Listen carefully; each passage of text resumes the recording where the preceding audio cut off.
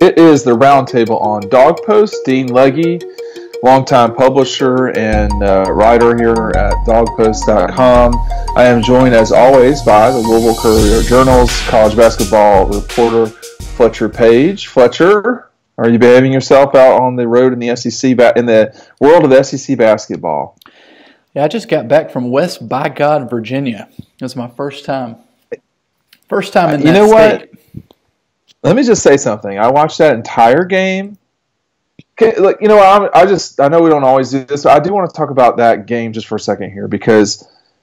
Which game are you talking about? Well, I'm talking about the Kitty Cats with that game against West Virginia.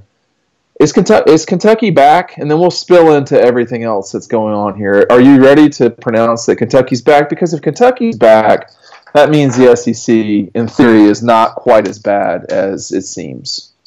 Well, John Calipari, speaking of the SEC, John Calipari said Monday, that the SEC should have 9, maybe 10 teams in the NCAA tournament. Now, what is he talking about? Well, what that really is 6 of Kentucky's final 10 regular season games are against teams that are vying for an SEC tournament bid or an NCAA tournament bid. I think 6 of them are against teams that will make the tournament, and there's 1 or 2 against bubble teams. And what you're looking at here is that the SEC, if they got 7 teams into the tournament, that'd be a record for the conference. They got 5 in last year. They had 3 teams reach the Elite 8. They had 1 team in South Carolina make it to its first Final Four in school history. So now this year, if they get, like I said, they get 7 in, that'd be the most ever. And they got 6 in 2008. So it's been a long time since they've had these kinds of numbers.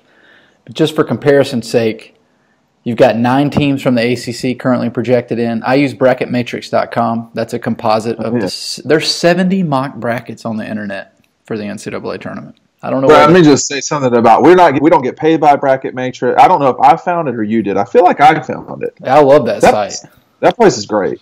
Yeah, so you got 9 teams from the ACC in, 7 from the SEC, Big 12, and Big East. So they've got 7 each for those 3 conferences. So the league's in great shape. Now, if you were to tell me, has Kentucky flipped the switch? I don't think so. I think they're going to lose 2 or 3 more games down the stretch. I think they're more comparable to that 2014 team that was iffy and went in as an 8 or a 9 seed and ended up putting it together and making the Final Four national championship game. I think that this league is deeper, obviously, but I still think Kentucky has the best chance. I think Auburn's projected as a 2 seed right now. It's a remarkable season for them, considering what they had happened to them right before the season started, and they've been playing without Austin Wiley. But I think Kentucky can beat anybody in the country, and they can also lose to teams that will make you scratch your head, and that, of course, comes with playing 7 freshmen.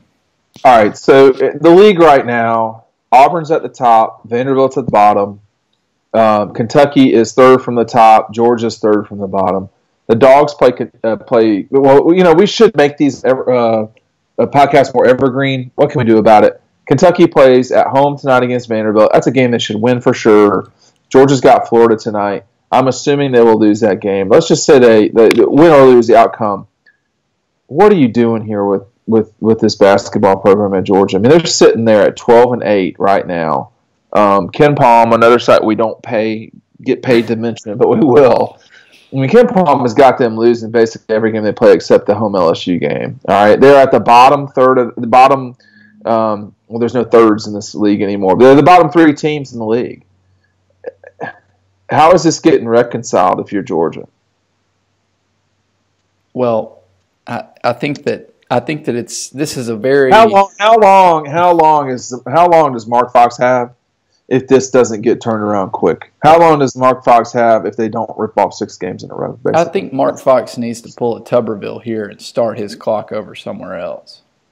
But it's interesting to me how there's a lot of knocks on Mark Fox through the years, and it seems like some of those knocks have been corrected, like, what are you doing out of conference? I mean, they've been miserable out of conference for the majority of 90% of his tenure. They actually they did what they had needed to do against St. Mary's on a neutral court and at Marquette. You couldn't really knock it until they went up there to UMass, and they got Temple. So you give them. They got the Temple game that they won. Temple's 10-10, man. They're not good. I know, but they didn't lose that game. So 3 out of 4.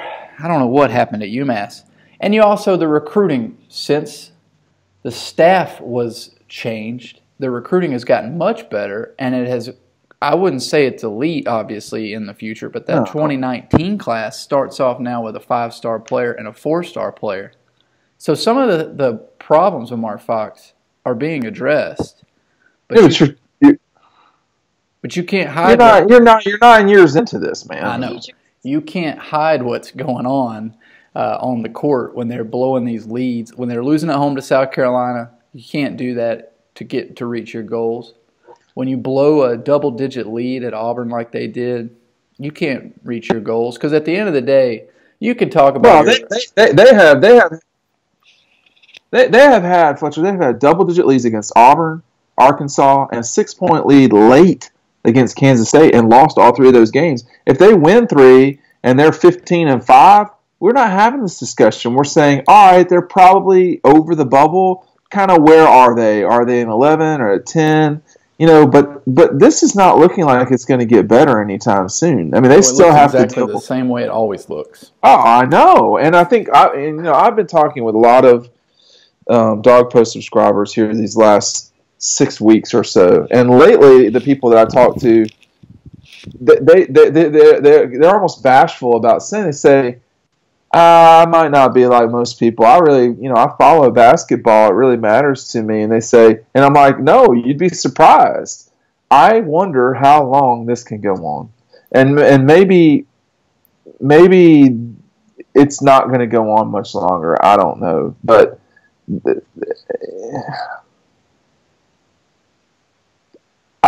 there's just nothing great about this team. I don't expect them to beat the Gators Tuesday, and they play. I believe they play at State. They play at State in February. I mean, this isn't getting better, and it's troublesome. I think it's a real problem for Mark Fox. Yeah, it is, and for Georgia's one of the disappointing teams for the conference in that. We're talking about 7 teams potentially in. Texas A&M was a top 5 team before Christmas, and now they're 13-8, and they're like an 11 seed. They're on the right side of the bubble, though. That's a letdown for the conference. Missouri's Michael Porter getting hurt. Missouri still had a pretty decent season, even though their most talented player got hurt before the season. They're on the wrong side of the bubble, and then Georgia has. I think Keontae Maton's probably the best all-around player in the conference. I mean, Kevin Knox up here at Kentucky's, he's probably going to be a lottery pick, so he's more talented and has a higher upside. But Keontae Maton's probably the best player in the conference, and he's in the top maybe dozen players in the country. I mean, he's really good. Nobody talks about him because why? Because they're 12-8. Yeah, and when you don't have a game-changing. When you don't have a game-changing or a game-influencing guard, then the big guy can only do so much. I mean, you need a playmaker at the 1 or 2. And if you've got that, maybe at the 3, but at the 1 or 2, if you've got that, if you got a guy who's got a little playground in him and can get around the corner, you can do some things. But in this case for Georgia, they don't have that. They've not had that for a while. J.J. Frazier was impossible to stop. He was a total liability on the defensive end of the ball, and as it relates to the offensive side of the ball, when he wasn't doing something fantastic, he was a liability offensively. He would do stuff at the end of games where you're just going, bro, what are you doing here? You can't turn it over like that. Well, I think what this really is, to answer your wholesale question, is when the SEC was getting 3 teams into the NCAA tournament, which was 2 years ago, Georgia was the 4th or 5th best team in the league. Now the SEC is going to get 6 or 7 teams in the tournament. Georgia's the 8th or 9th best team in the league. So that's consistently where this program is, and I think at this point you have to ask yourself, should this program consistently be better than that? And I think that's a pretty easy answer. But I don't know if the current athletic director at Georgia would be the person that would be overseeing the next head coach at Georgia in basketball. And I know I just opened up a big can of worms in terms of discussion. I'm not sure if I know the answer to that either, which should tell you that there is skepticism amongst the all-knowing insiders about what the reality is right now. I mean, is it that Greg has the ability, Greg McGarity, Georgia's athletic director, does he have the ability 16 months from when his contract is expiring to make the call like this? I have to say, if he's your athletic director, he needs to make the call here. He needs to say, I'm firmly behind Mark Fox, or he needs to say, hey, we're going to move on. I think it's one of those two things. I don't think it's anywhere between. I study a lot of stuff. I can't say that I study across the league financial situations, but for Georgia, as it stands right now, I mean, Mark Fox, if you let Mark Fox go coming into after this season ended, he would still get, I believe, and I want to tell the exact number. I don't want it to be incorrect. It's about $4 million that he would still have that Georgia would have to pay out, and that's from the contract extension from not so long ago that Greg McGarity had. There's not a bunch of other. I mean, the furthest out contract that we know of right now is the 2021 the 2021 academic year. That would be Kirby is still due $3.7 million, and Joni Taylor, who certainly needs to be given an increase here soon, she's due about $600,000. Mark Fox, his contract expires in 2020, so Georgia would still owe him a sizable chunk of change, unless I have not read that contract correctly. They still have $4,053,200 remaining on that contract. Another guy coming into the 18 season with a pretty big lump sum is Scott Strickland. Scott Strickland he's not going to get terminated in the middle of the season, but Scott Strickland has not quite $1 million, well, a little bit more than $1 million right this second, but he'll have $582,000 due to him in the 19 season if Georgia were to do something there. And, of course, Greg's contract terminates after the 2019 fiscal year ends. So that's $650,000. Greg currently he made $600,000 in 2017, $625,000 in 2018. So he has slowly gone up by $25,000 a year. Georgia, in 17, Fletcher, their total contracts at the time were not quite $10 million for their head coaches. This year, and we don't have full data because volleyball had no contract and there was no contract available for Jack Bowerly or Jeff Wallace coming into their seasons, was $8.9 million. So the bulk of that's Kirby. About a third of that is Kirby. But then Dana Durante will still due some money. There's a new contract there with gymnastics. I don't even know why I spilled onto this. But anyway, it's a couple things. Well, let me just say this. Mark Fox, of the contracts, is a significant portion. Go ahead. Well, he's a significant portion of the money, but no doubt. Where are the results, comparatively speaking? Well, I just named off. I mean, Jeff Wallace a couple legends. Yeah, I mean, Jeff Wallace won national championship. Jack Bowerly, Manny, Chris Hack, I believe, has. Kirby Smart's come within a play and won a national championship in his second season. I mean, Lou Harris-Champer is not a legend necessarily, but she's been more than adequate. I mean, Petros at track and field, Leland Barrow just sent out an email saying they got the number 2 track class signees. I mean, track has come on big time at Georgia. Greg needs to be given credit for that. And Joni Taylor, I think Greg needs to be given credit for that too. Greg McGarity, Fletcher, is not all bad and is not all good. And the Atlanta paper, I know, likes to paint in broad brushes. But the reality is that there are, and I say them because he has been a topic of conversation in their paper often.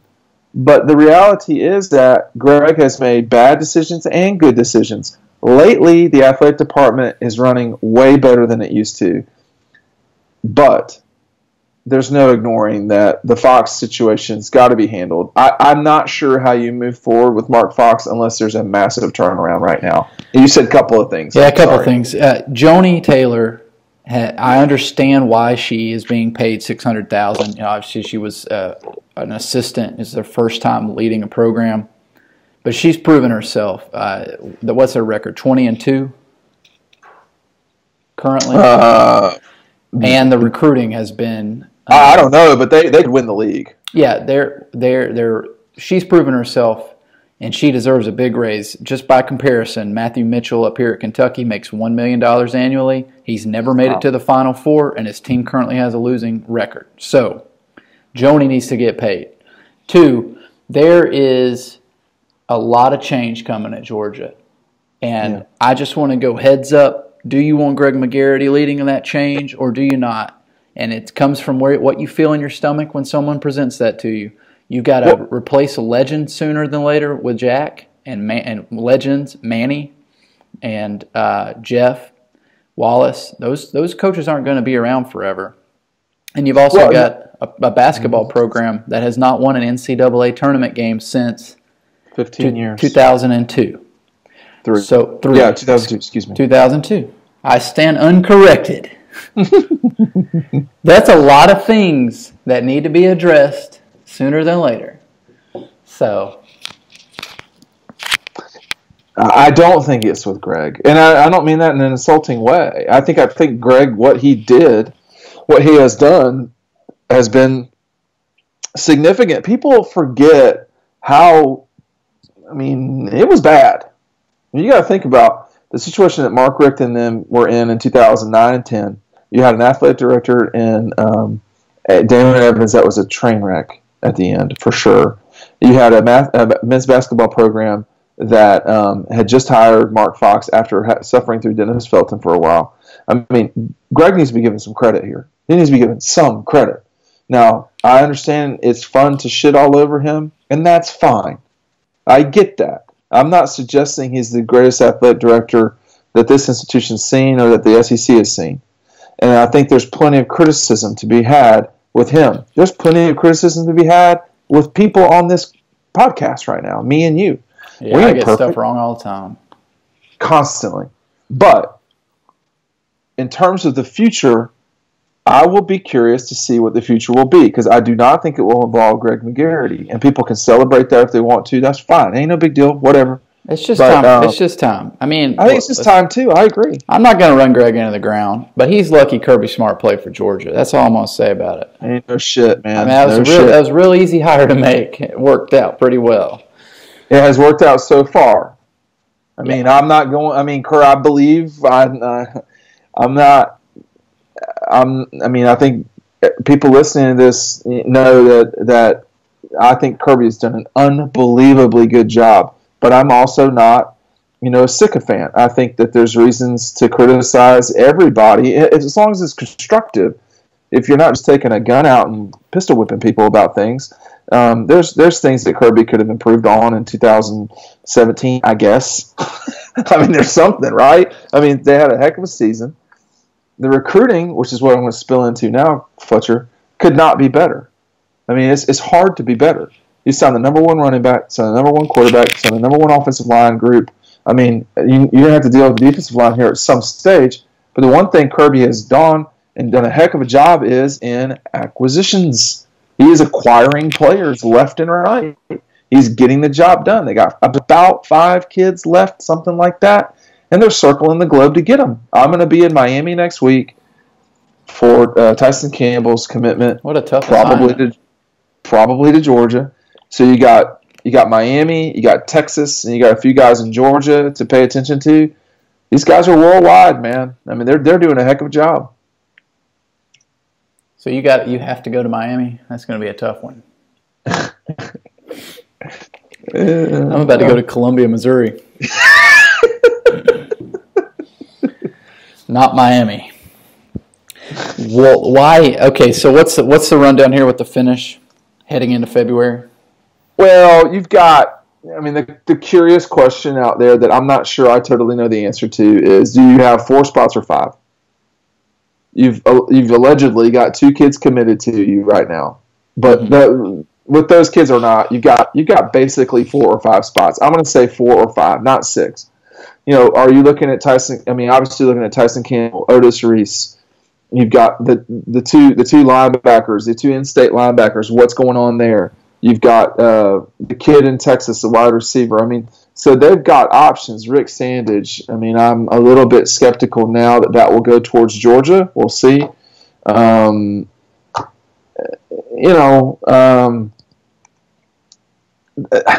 completely expect them to continue to have the number 1 class in the country. And I'll say this, even if they don't wind up with a top class, which is hard to imagine, I would have spiked the football in December. I would have claimed the number 1 class then, and I wouldn't even worried about anything else. Because what they did to close with Cade Mays, Brent Cox, and the other kid from Miami, the defensive back, they have just done a hell of a job, man. I mean, I don't really know what else to say. You want to talk about superlatives? Their recruiting efforts over these 3 classes are exemplary. I mean, and you don't have Jacob Eason anymore, who was supposed to be the linchpin of this thing. I'll stop rambling right now. I'll say this, and I'll let you talk. This program is no longer about any one player. It's way beyond that now. This is only about the program and the team. And one kid is not going to make that much difference anymore. I don't think. No, you nailed it. I mean, I don't really have much to add to that. I am curious how Georgia's coaching staff views that early signing period in December. Obviously, I'd say they love it right now because they were able to lock in that number 1 class early. It's been interesting, though, how that's played out. Well, I wouldn't give a sharpshooter 2 shots, and that's what's happened here. Is who have they lost that they wanted to keep? Well, it makes it to where, and I was a little hesitant for some of the kids because it's before that round of All-Star games, and I know that by the time, it's not like the coaches need to see film of some All-Star game before they can decide to offer a kid, but any other chance for exposure, any moment that a high school player can get to maybe get his name on somebody's radar board is, it could be crucial for a certain player. And it happened here at Kentucky, actually. Their highest rated recruit, so he was already a well-known kid, he did not sign in December. And I can assure you that Kentucky's coaches were aggressively pursuing his signature. He went down to the All-American, Under Armour All-American Bowl and showed out. He got an offer from Florida State. And, of course, you know what happens when you're going heads up if you're Kentucky against Florida State. He picked the Seminoles. If it's a Music City Bowl, you that's true. Yeah, that's true. But so they lost that kid. But, I say great for that kid. It turns out, his uncle was a lifelong Florida State fan. He got the offer he wanted, and he got it. And he got to go where he wanted to go eventually. Kentucky has lost some kids here lately to these Florida schools that has been, not ideal. Well, they did end up with a junior college quarterback that was previously at Oregon. But losing Jaron Williams from Gwinnett Central, player that many people listening to this probably know a little bit about. Also known as Central Gwinnett. I'm sorry, Central Gwinnett, the Knights. He went to Miami with Mark Richt, and then you lose an edge rusher to Florida State. I mean, that's hard to come back from for a program like that is not currently in the situation that Georgia is in terms of depth and talent. You can't compare those two. They're not even close. I mean, so the December signing period, the first time through, I thought I'd be interested to know how it changes coaches' schedules. But other than that, I don't have any questions about it right now.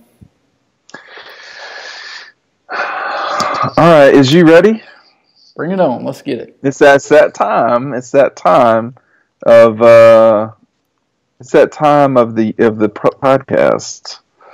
We're just going to go in order here. All right, I've not been prepped, right. So no. Hopefully, I don't offend anybody this time. Well, we're going to start off with something pretty offensive, pretty quick here. All right.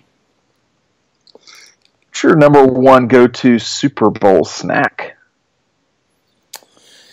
I'd say wings, man. Wings or nachos. That's all you got? You're not going to give me any more salt and pepper than that?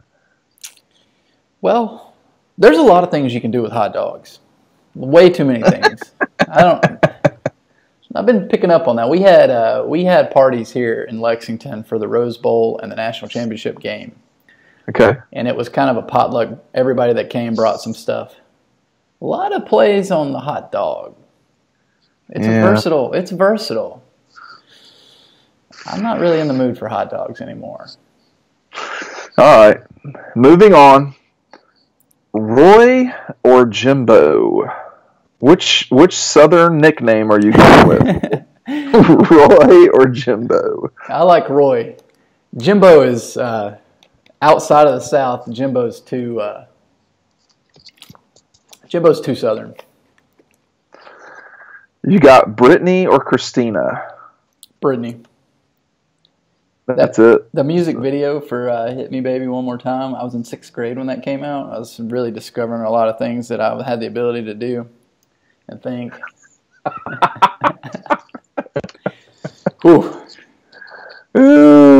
Columbia, South Carolina or Columbia, Missouri?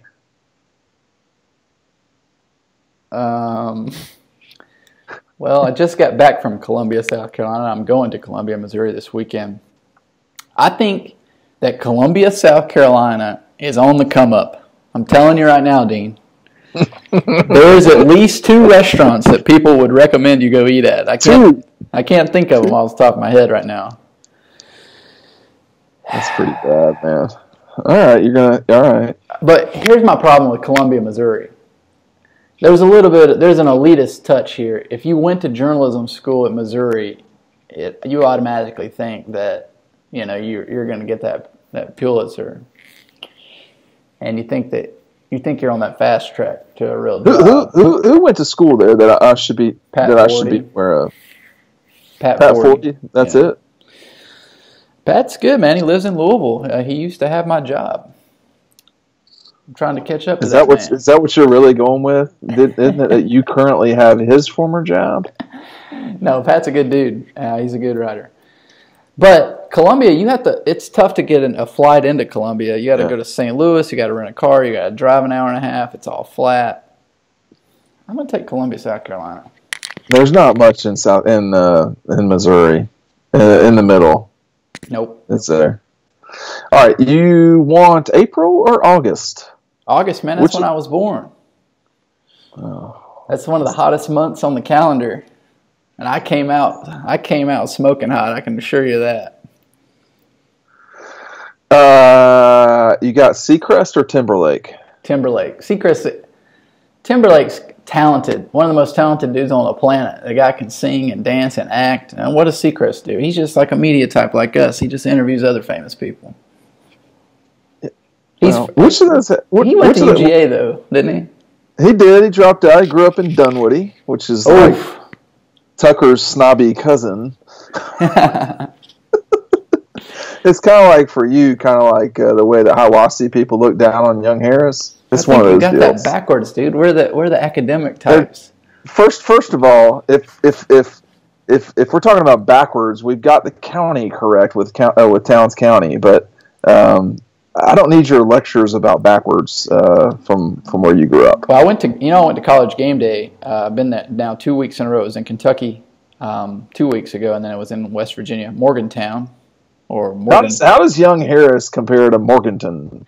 Well, here's the thing. We get there, and I know that there's a story that I like to post from these game days, which is I take photos of the signs. That one, yeah. Well, I'm just going to say that West Virginia did not impress me at first. I mean, there wasn't a lot of creativity going on there, and a lot of it was just not usable. But I did run across a sign from a guy who said, the sign said, "Our cousins are hotter."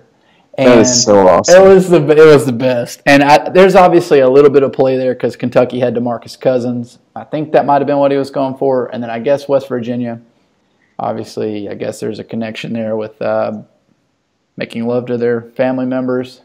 I like it whenever people embrace their inadequacy or what they get hit on. Our cousins are hotter. That's awesome. In your case, that would be, your pumpkin head, right? I don't, my red hair is fleeting. It's more, it's moved on to, it's mature. Fleeting. Yeah. Fleeting. It's still here, but it's more brown. Keep it rolling. All right. I'm trying. Here's our final one for the afternoon. People may not know what this means, but are you going to go with McNulty or the bunk? Well, we could do a whole show on the wire. I personally think the bunk is. We need to set up a bracket of wire characters. I think. Wire characters. Well, the bunk is certainly in my final four. It's probably in my top two, maybe with Omar. But Jimmy's character, you can relate to because he's such a great detective, but it's so self-destructive. I mean, it's a really well crafted character, and I think a lot of people, especially in our industry, can relate, especially when you're sitting in Rupp Arena at 2 a.m. still writing a story. And but Jimmy's a character you like to appreciate, but you hope that you don't turn into. All right, I want to talk about one last thing here while we're both on the phone. This stuff that's going on now at Michigan State. You've had Baylor, the world's largest Baptist school. You've got Penn State, which has certainly had a very good reputation until the Jerry Sandusky scandal. Now you have Michigan State with this. What is the likelihood that this could happen at Kentucky, Georgia? I mean, Louisville has got its own scandals, I guess you could say, but what's the likelihood that this could happen at a sort of these reputable schools? Well, what's the likelihood that it could happen at the place that you work? What's the likelihood that it could happen at the high school you went to? Extremely high. It's extremely high because you're asking people to do the right thing, and it seems so easy to do. Like, hey, you need to report these things. You need to. I'll tell you something. Let me just say this. I'm not going to be very descriptive here, but I know that when I was in high school, some things happened that should not have gone on, and there were never any ramifications from that. Honestly, I did not know about it when I was in high school. I did not know about it when I was in college or graduate school, but there were very inappropriate things that happened at Tucker High School, and I think there are some people that know what I'm talking about. I will say this. If you think that that sort of stuff doesn't happen because there's a G on the helmet or because you can spell cats, you're crazy. Because the Catholic Church has had this problem. This is widespread sexual things, anything that can be protected because of people believing in it, whether it's the University of Georgia or God. People will protect things, and sometimes it's not even a matter of protecting, but it's a matter of that is disgusting, but how am I supposed to handle this? It will cost me my job and maybe my sanity for a very long time. Well, I don't think it'll cost you your job again if you do the right thing. And so you put me in a position where I get to speak positively about the media. How did the Penn State things come to be known? Because of actually that story, that the journalists that exposed that. People should look into that and read about it. It took some crazy measures, and it took many, many years too late, and it was too late still.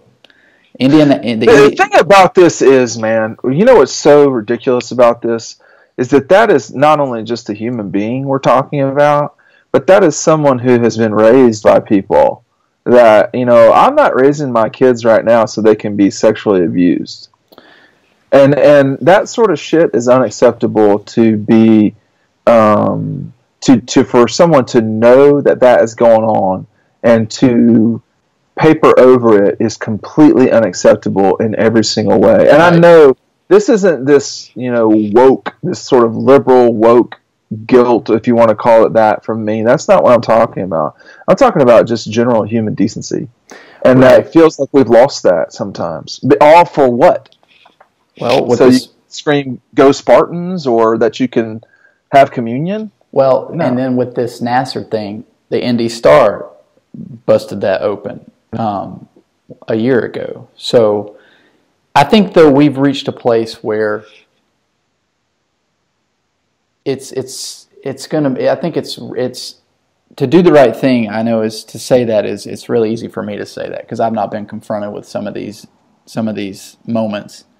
But I think we're reaching a place where people that have been wronged, people that have experienced these kinds of traumatic instances, I think that we are reaching a place where it's easier maybe to report this, speak about it, come out, and have people on the other end of what you're saying embrace you, believe you, and then they take care of what they need to take care of and do the right thing on their end as well.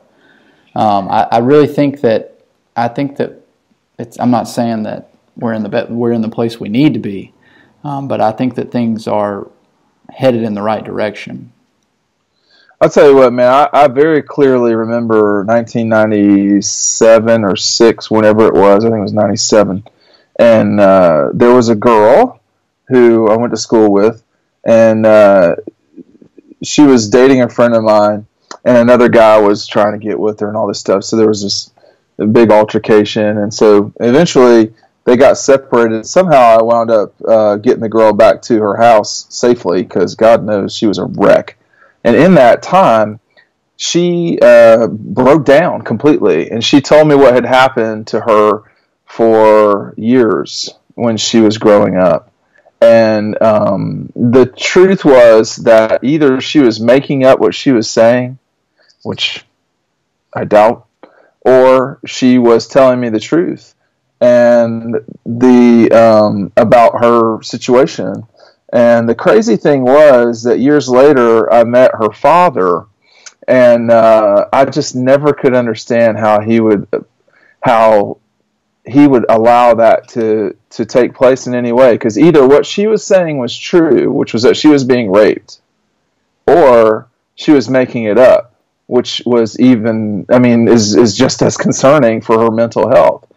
And what happens over time is that no one listened to her. I remember that. I remember that no one believed her, or no one listened to her. But I'll tell you right now, she convinced me that had happened, and nothing had happened. There were no ramifications from that. And people say, "Oh, that stuff doesn't happen in college campuses, or it doesn't happen in real life." You have got to be kidding me. You're absolutely crazy. It's easier. It's easier to take that stance. It's easier to just not have to think about it. Life is dirty, man. Life is raw. Well, and unfair too. Well, I can't really I can't relate to what any of the victims are going through. I can't imagine it, and I can't. And that girl, bro, she moved far away from home. Far away from home. This was a beautiful girl. I will, though, I'm going to take a detour here, but it's the same topic. Sorry, guys. You didn't tell me that we were talking about this, or else I could have gotten. Well, I think it does matter, and I think people like Bob Lee, who has done such a great job for such a long time, and has called things out from the bullshit with FIFA and the way that they have administered things, soccer world, to this. There is a place for journalism. We're not always right, but we're more often right than wrong. And I think that the power of the victim, the power of the little person, has got to be taken into consideration by someone. I hope that, I know that with Mark in the 15 years, I never heard anything bizarre coming out of the football office, a football program. And I hope that never happens at Georgia. And I have no reason to believe that anything has happened at Georgia, thank God. But to act like nothing could ever happen at Georgia is absolutely crazy. And That just needs to be said. Well, I understand, and it's easy for me, again, like I said, to say you just need to do the right thing. But I'll give you an instance here up at Kentucky. I don't need to use names, but it wouldn't probably be hard to figure out. And we saw this happen with Mark Richt in Athens, and I'm sure it's going to happen with Kirby. He's had to deal with numerous instances with arrests and law enforcement getting involved. It's here at Kentucky. They've got a player who I think certainly is. I think he needs some help. He's very aggressive. Obviously, the things that make him good on the football field, though, aren't very well suited for away from the football field. He has been suspended before from the spring game. He had an instance where he got into it with fans during a game on the sideline. He has had multiple problems. At what stage is there accountability for a person? Well, that's the thing. He got into a fight with another team during a game. He picked up multiple personal fouls. There's other things that people haven't seen that he's done. And it's such a tough spot for Mark Stoops because he argues that they have suspended him for a spring game. They did hold him out for a half of a game. And at some point you say, hey, when is enough enough? And Mark Stoops answered this in a way that I think it lines up with the way Mark Richt treated Montez Robinson at one time and a couple other players, which is if I cut this kid loose, he's having this many issues in this support system here at Kentucky where he's monitored on a 24-hour basis pretty much. Everybody helps him with his classes and his football and his life. If you cut him loose and send him out into the world, what's going to happen with this behavior? Do you think it's just going to start getting better? Do you think he's going to change? Or do you think it's going to get drastically worse? And the question, I think there's an argument to be made for that, and there's also an argument to be made for at what stage is the institution and the coach and the program no longer really responsible for raising a kid. I mean, I'll say this, people are going to be curious to see what happens at the end of podcasts. I'll share this. Mark Richt and I had a talk one time, private conversation. And I said, don't you think, Mark, how do you really know what you're getting with kids who are 18 years old? And he said, and we were just talking, man, it was in the summer. It wasn't anything serious. I mean, Mark would go off the record. He knew I wouldn't say dumb shit, I guess, but he would go off the record all the time with reporters, but then there were too many reporters in the room. But we were talking one time and he said to me, we don't. He said, we can't know. He said, does this kid even get meals? How was this child raised? He said, I don't know. He said, I don't know what it's like behind closed doors. But the big thing that's like with me is this kid getting fed every day? I mean, in my experience with kids who sometimes have a rough upbringing, the answer to that is no. And he said, and he started talking about malnutrition from day one out of the womb. He said that can affect, all sorts of things neurologically, and not just intellectual growth and physical growth, but just, does this person know how to react to something that's not going their way, essentially.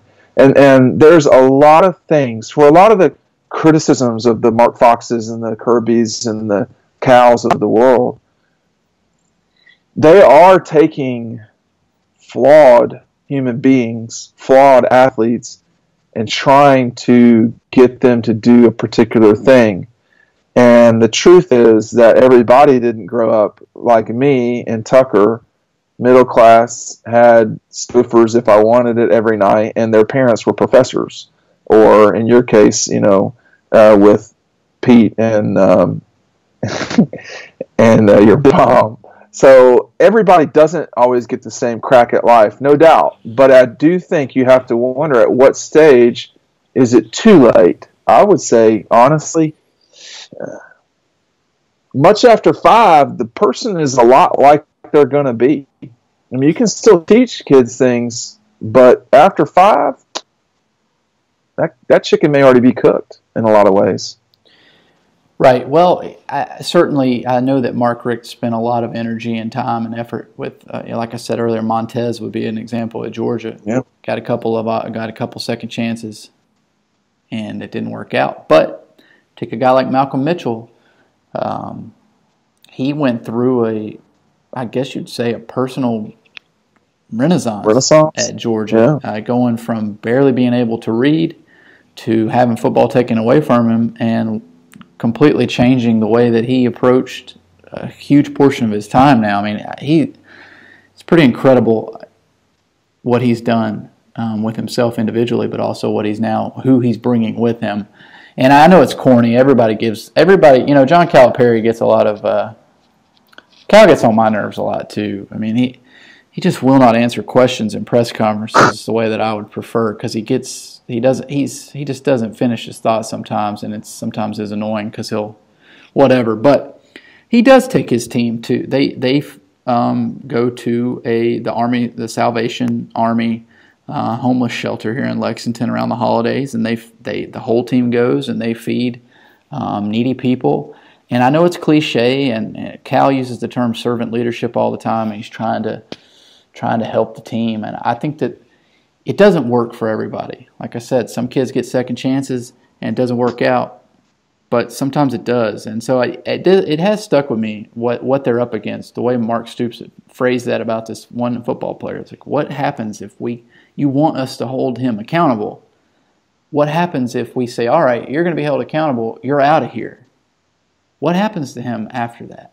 Who's going to be there for him?